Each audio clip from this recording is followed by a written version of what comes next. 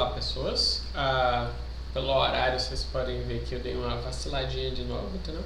E não vou mentir, quase fraquejei. Mas aí, o que eu pensei, né? Hoje eu não tive tempo para acabar de fazer o nosso roteiro. Hoje o correto seria a gente estudar direito administrativo, seria para a gente ver a questão do conceito, objeto, fontes, entendeu? Acho que eu vou botar esses três mesmo juntos, né? Mas, como eu tô meio sem tempo, também para a gente não ficar sem aula, eu vou pegar, sabe que matéria? Direito civil. E por que vai ser direito civil? Porque a gente vai pegar essa questão de pessoas naturais, basicamente a gente vai pegar até aqui, ó, 2.8, né? Porque aí é bom porque eu consigo dar uma dividida aqui. Tecnicamente, pessoas seria do artigo 1 ao 78. A gente vê aqui até pelas questões que eu separei, certo? Deixa eu só... Tinha esquecido de filtrar essa parte. Aqui é. É basicamente do 1 a 78. Mas para a gente ficar até uma aula um pouquinho mais leve, né? A gente vai de hoje do 1 ao 21 e depois essa parte de ausência, curadoria, sucessão a gente vai vendo depois. Beleza? Tranquilo, né? Avançando, começando então, a gente vai pegar artigo 1 a 22 e a gente vai ler e comentar. Vai ser tranquilo, beleza? Deixa eu só ajustar aqui o tamanho e depois algumas questões, né? Primeiro a gente tem aqui o artigo 1º, óbvio, né? Que aí ele vai falar pra gente que toda pessoa ela é capaz de direitos e deveres na ordem civil, né? Acredito que mais para baixo a gente vai ver um pouco mais de capacidade, mas eu já gostaria de começar parando aqui. E aí a gente vai pegar e falar que a capacidade, existem dois tipos de capacidade, né? Aqui fala de capacidade de direitos e deveres. Pera aí, deixa eu só dar uma olhada numa coisa. Não me lembro como mexer no tamanho mais. É sobre isso então, vai ficar assim mesmo. Beleza. A capacidade de direitos, que é a capacidade, como o nome já diz, de direitos, né? E existe a capacidade de fato. Vou botar aqui um F, né? Nossa, aqui ficou feio, né? Mas dizem que quanto mais estranho, mais fácil fica de lembrar. Então aqui vai ficar molezinha, né? A capacidade de direitos é a capacidade que toda pessoa tem, certo? Capacidade de direitos, pronto, ficou um pouquinho melhor. Capacidade de direitos seria a capacidade que toda pessoa tem, né? O que é pessoa? A gente vai ver que é logo no artigo 2º, já o que é isso, o que você vai considerar pessoa, né? Mas aqui a princípio a gente está falando das pessoas naturais, né? Até por causa que é o livro que a gente está explorando, certo? E toda ela via de regra, ela é capaz de direitos, ou seja, uma pessoa, mesmo que ela seja incapaz, recém-nascida, ou até mesmo antes de nascer, por exemplo, ela vai poder herdar, porque ela vai ter capacidade de adquirir esses direitos, de ter deveres, mas capacidade de exercer já é outra coisa, e via de regra a gente vai considerar que a pessoa vai ter uma capacidade plena de direitos, no caso de ASUCO de 18 anos. A gente vai ver isso mais à profundidade daqui a pouco, certo? Beleza, avançando um pouquinho. Deixa eu só tentar ajustar aqui as coisas para ficar um pouco mais interessante. Eu vou puxar pro O. Vou puxar pro A. É porque o meu mouse tá ruim. Aí ele fica travando. Não consigo puxar para mais. Beleza, vai ficar assim mesmo. Bom, vamos descer, né? Beleza. O artigo 2º fala que a personalidade civil da pessoa começa do nascimento com vida, certo? Aqui a gente vai ver que o Brasil, a gente adotou a teoria natalista, né? Que a gente considera que a personalidade começa com o nascimento com vida, né? Existe uma ideia concepcionista, inclusive tem muitas vezes que os caras tentam fazer ela emplacar por meio de emenda constitucional, né? Que seria considerar que toda pessoa, que a personalidade começaria já da concepção, né? Mas até agora o Código Civil admite que a personalidade começa quando nascer com vida, né? E o que é nascer? Parece uma coisa profunda e de certa forma é, mas para o direito a gente diz que uma pessoa ela nasceu com vida no momento que ela fez a primeira respiração. Existe até um exame, o exame da hidrostática de Galeno, que ele vai basicamente pegar o pulmão da criança, meio que, né, se faleceu, e vai colocar na água. Se flutuar é porque tinha ar lá dentro, e se tinha ar lá dentro significa que ele nasceu com vida e faleceu depois, se não tinha ar significa que já nasceu morto, né? Isso vai ter efeitos até para uma questão sucessória, por exemplo, a importância desse exame ser realizado às vezes, certo? Mas aí a gente tem essa teoria natalista, começa com o nascimento com vida, mas apesar disso, a gente tem uma questão que ela é meio temperadinha, né? Que é essa teoria natalista, porque ela põe a salvo desde a concepção os direitos do nascituro, né? Aí por isso também às vezes acaba havendo um pouquinho de controvérsia nesse ponto, né? Ah, mas se garante desde a concepção, então em teoria é uma teoria concepcionista. Não, a gente já superou essa questão, né? O direito brasileiro já superou realmente a teoria natalista, mas a gente entende que o nascituro, apesar dele não ser uma pessoa ainda, né? Ele é a expectativa dele, muito provavelmente ele vai se tornar uma pessoa, então desde já a gente assegura os direitos dele para no momento posterior, quando ele adquirir sua personalidade jurídica, ele efetivamente poder gozar desses direitos, né? Aqui a gente tem agora o artigo 3º, que ele ficou muito mais fácil de estudar a partir da lei 13.146, que é o Estatuto da Pessoa com Deficiência, que botou que é absolutamente incapaz. Deixa eu só ver aqui se eu consigo fazer uma coisa. Apenas é absolutamente incapaz os menores de 16 anos, certo? E qualquer outro caso vai ser relativamente incapaz, certo? Botei aqui. Fechou?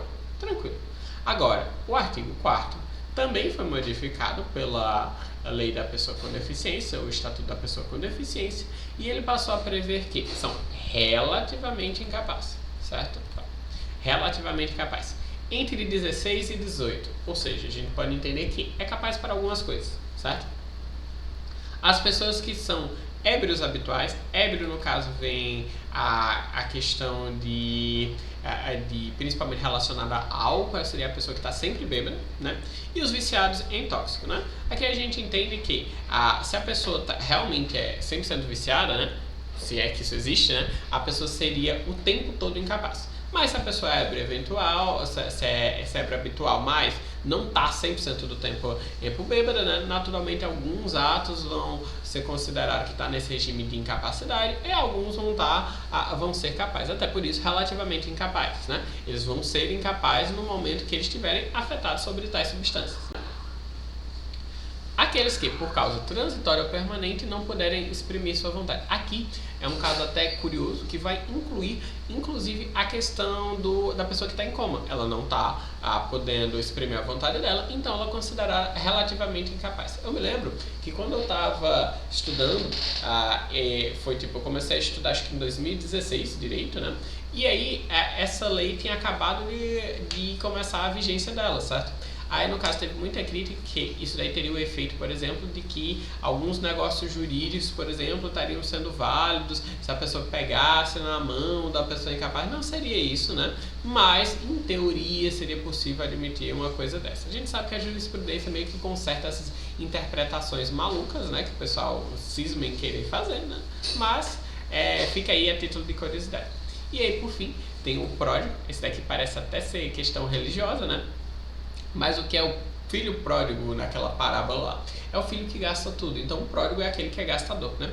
Como a regime de incapacidade, agora a incapacidade relativa, né? A gente entende que o pródigo ele vai ser relativo para atos econômicos. Por exemplo, o pródigo nada impede ele de se casar, porque isso é um ato que não tem, a princípio, nenhum propósito, nenhuma ideia econômica, apesar de envolver isso também, mas ele poderia se casar, ele pode se relacionar, ele pode fazer diversos negócios jurídicos, mas não os que envolvam a sua economia, que ele tem um problema, incapacidade relacionada a isso, né?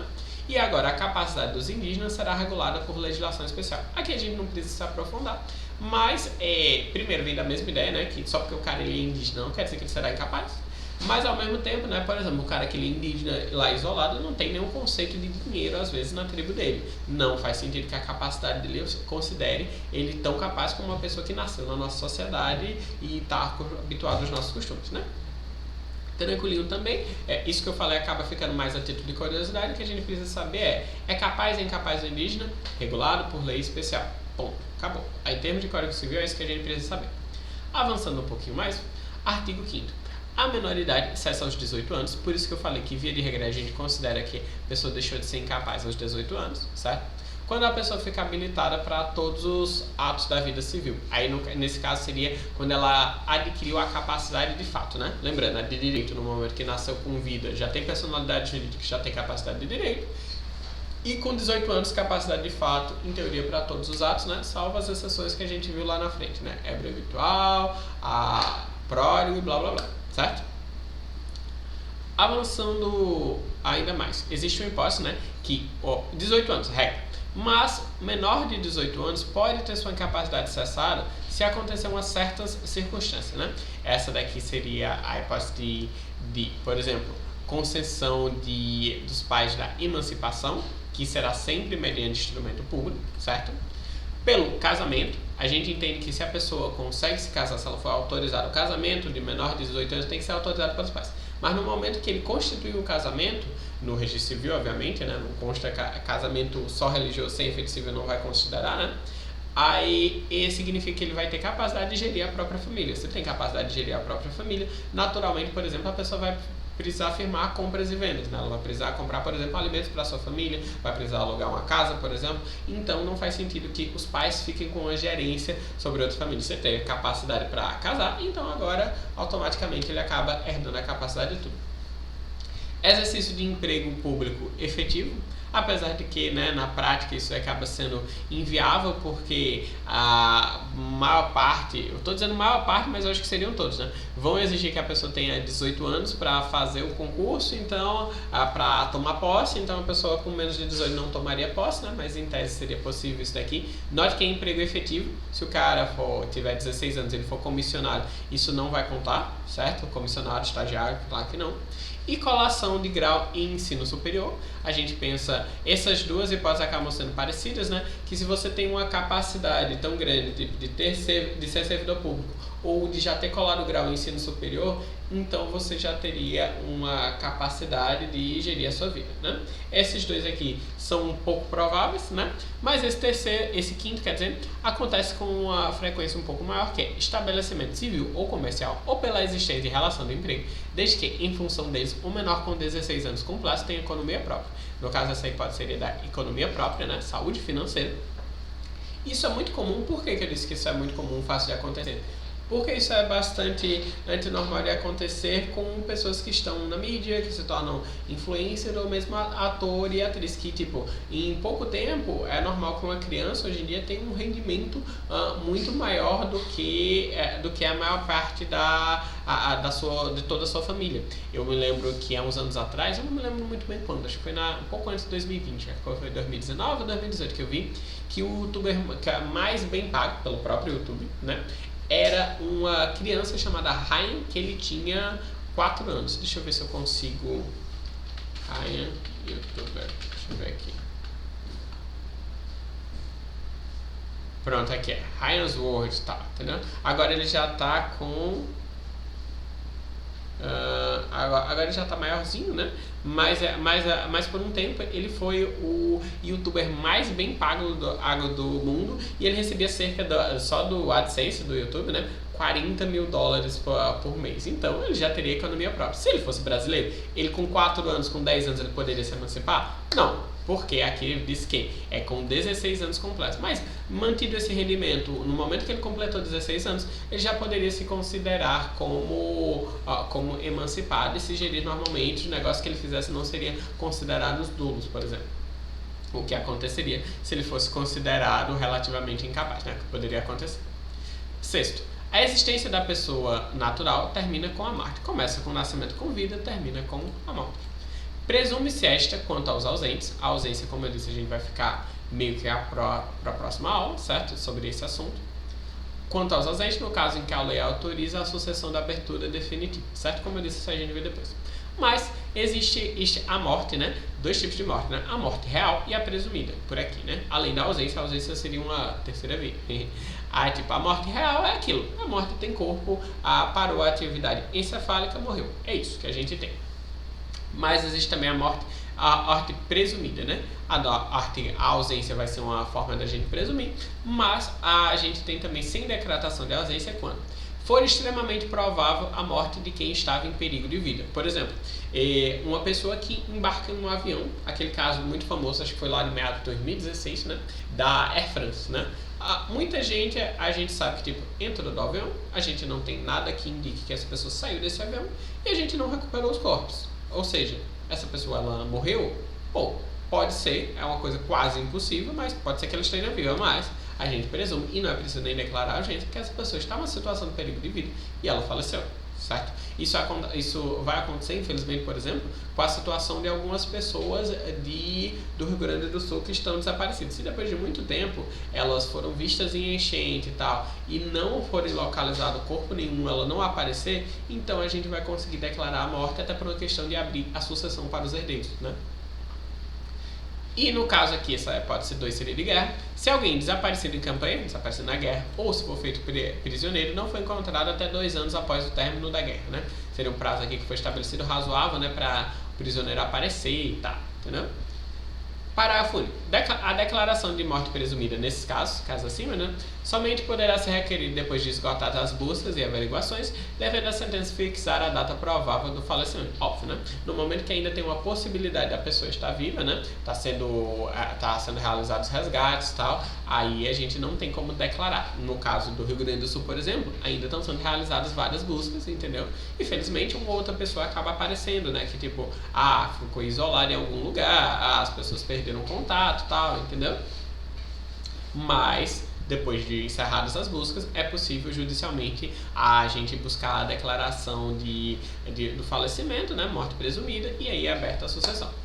Se 2 ou mais indivíduos falecerem na mesma ocasião, não se podendo averiguar se algum dos comorrentes, que é o estatuto da comorrência, né, precedeu os outros, presumir-se-á simultaneamente mortos. Isso eu já vi vários exemplos, né, até professor ensinando, né? Imagina 2 pessoas, o pai e o filho, eles estão no mesmo carro, sofrem um acidente. Por perícia médica eu não consigo verificar exatamente quem morreu primeiro, até porque a perícia médica nesse caso, né, costuma dar uma média, né? Fulano morreu entre 8 horas e 10 horas da noite, tá? Entendeu? Aí não dá pra saber. Se não dá pra saber, então eu presumo que os 2 estão mortos na mesma ocasião. Por que isso é importante? Porque se os 2 morreram ao mesmo tempo, eles não erram. Vamos imaginar, por exemplo, se o filho fosse casado, né? O filho e o pai são casados, vamos imaginar assim, né? Se o filho e o pai são casados, aí vamos imaginar que o pai falece primeiro. O pai falece primeiro, então o filho herdou uma parte da herança do pai, e aí depois ele morrendo em seguida, a esposa dele herdaria essa parte do pai. Ou seja, entre aspas, a herança passaria do pai para a esposa do filho. Mas se os 2 morrem ao mesmo tempo, entendeu? Não ocorre essa passagem de herança, ou seja, a esposa receberia só o patrimônio que seria do filho e o patrimônio do pai passaria, na verdade, diretamente para a esposa dele e outros herdeiros, que não esse filho, porque morreram ao mesmo tempo, certo? Presumidamente morreram ao mesmo tempo. Aqui esse nono é bem tranquilinho. São registrados em registro público, um cartório, né? Nascimento, casamento e óbito. Isso é gratuito, inclusive. Não casamento, né? Mas óbito, nascimento é. A emancipação por ortógrafo dos pais ou por sentença judicial. Note, a pessoa não é o registro em si, no caso da sentença, né? Que torna a pessoa emancipada. É a própria sentença, né? Mas é necessário o registro. A interdição por incapacidade absoluta ou relativa. A gente não falou de interdição, vamos falar posteriormente. E a sentença declaratória de ausência e de morte presumida. Como eu disse, a ausência a gente também vai ver depois. Morte presumida a gente já viu, né? Que vai se equiparar ao óbito, então naturalmente vai ser registrada também. Faça a averbação. Aqui é um registro, né? Aqui a pessoa vai obter uma certidão. Aqui a averbação é uma anotação na certidão que vai existir, né? A sentença que declarar a nulidade do casamento, o divórcio, a separação e o restabelecimento da sociedade conjugal. Uma pessoa que casou, ela não recebe de volta a questão do... Caso ela se divorcie, né? Ela não recebe de volta a sua certidão de nascimento, né? Ela vai sempre ter a certidão de casamento, mas ele vai ter uma anotação dizendo, divorciou-se em tal data. Pronto.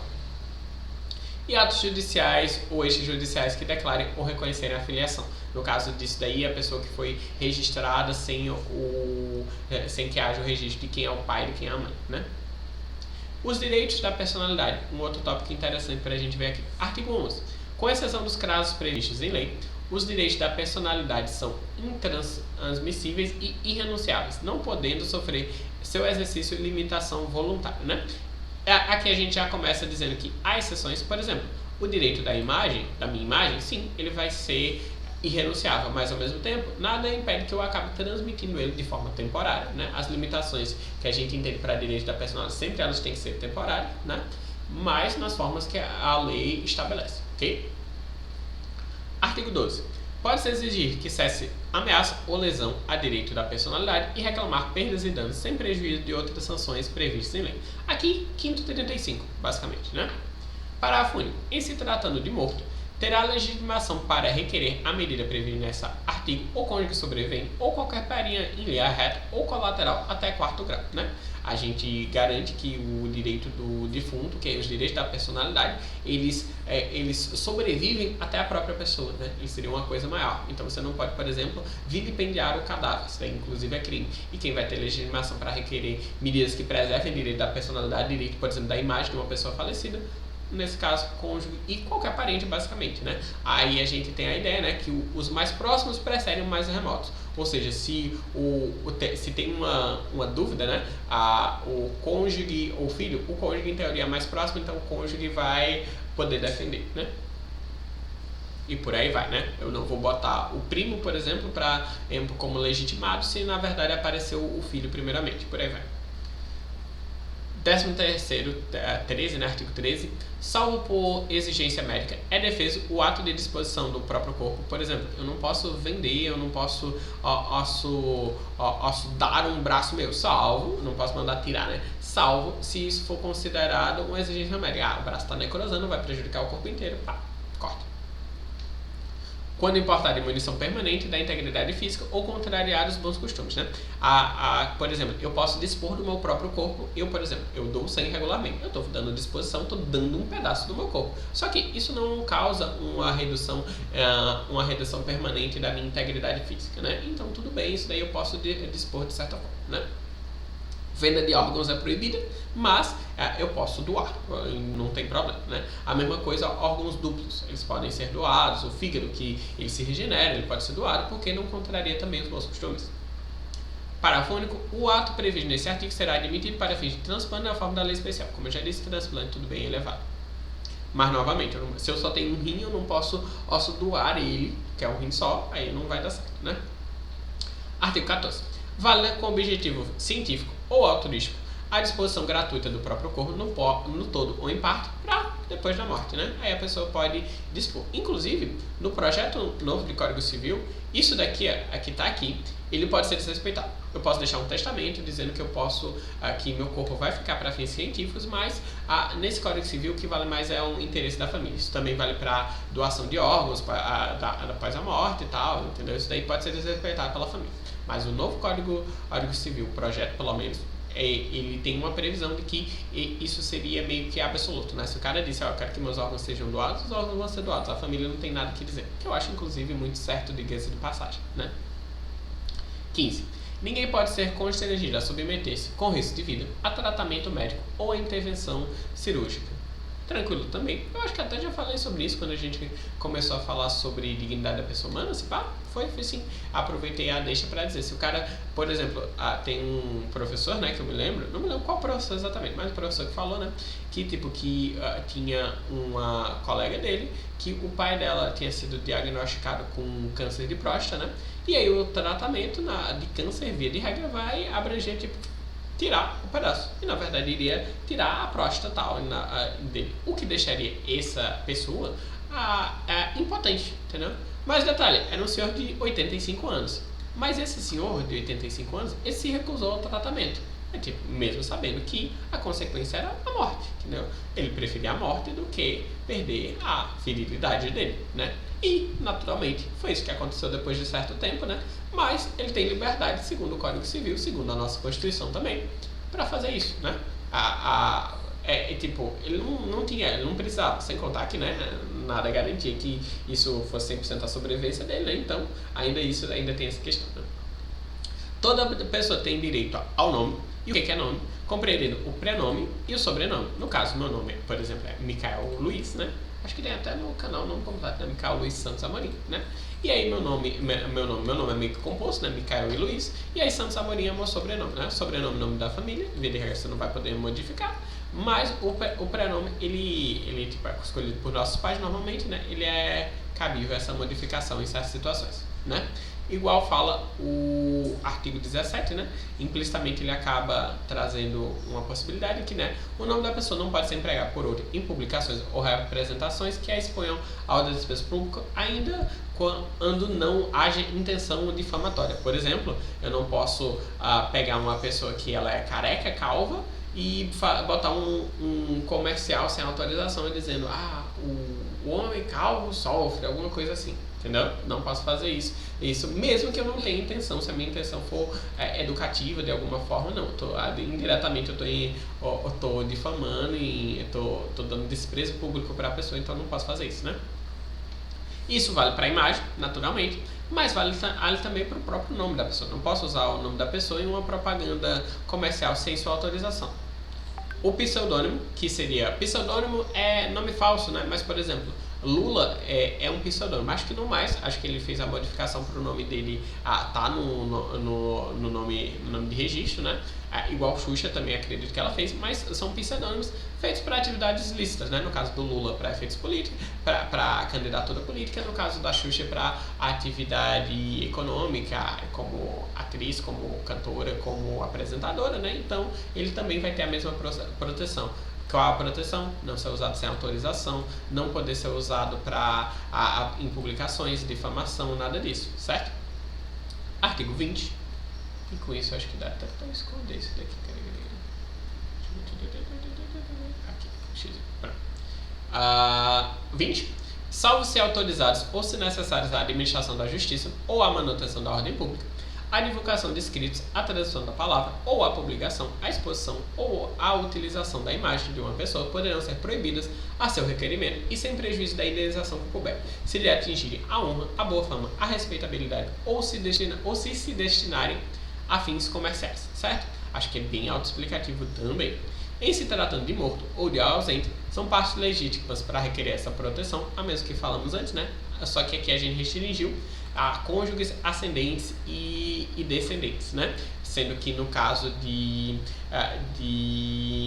ameaça a qualquer outro direito da personalidade, né? Aqui esse ponto é exclusivamente do nome, interpretação sistemática, né? Eu estou organizando aqui as coisas de acordo com a disposição dela. E eu vou aqui só teria direito cônjuge, ascendente e descendente. Colateral, por exemplo, não poderia em tese. Artigo 21. A vida privada da pessoa é inviolável, garantido o direito à privacidade, e o juiz, a requerimento do interessado, adotará as providências necessárias para impedir ou fazer cessar qualquer ato contrário a esta norma. Isso aqui também é tranquilinho, né? Por hoje a gente fica com isso aí. Eu ainda vou fazer a parte das questões. Então, esse vídeo aqui vai ter também uma parte 2, né? Vocês devem estar vendo aí 7.1, acredito que é essa numeração. E vamos lá para o 7.2, beleza? Questões. Mas nesse vídeo, não esqueçam do like, do comentário. Tamo junto!